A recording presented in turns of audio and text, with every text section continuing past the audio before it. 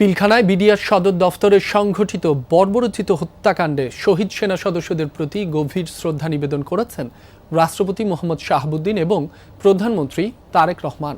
Juice রাখতে আমার পছন্দ স্টাইলিশ ও ফুড গ্রেড আরএফএল চক। জুস রাখার জোশ চক। সকাল 10টার দিকে রাষ্ট্রীয় প্রোটোকল অনুযায়ী বনানী সামরিক কবরস্থানে বীর শহীদদের স্মৃতিস্তম্ভে পুষ্পস্তবক অর্পণ করা হয়। প্রথমে রাষ্ট্রপতি শ্রদ্ধা নিবেদন করেন, এরপর পুষ্পস্তবক অর্পণ করেন। শহীদ সেনা সদস্যদের প্রতি শ্রদ্ধা জানান প্রধানমন্ত্রী।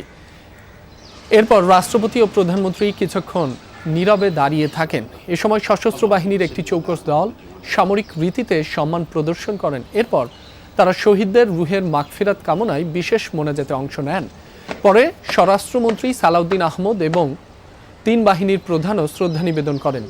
এ সময় উচ্চপদস্থ সামরিক ও বেসামরিক কর্মকর্তা এবং শহীদ পরিবারের সদস্যরা উপস্থিত ছিলেন। এই দয়াময় আল্লাহ দোয়া মুনাজাত এবং নেক আমল সমূহ নিয়োজিত আছে।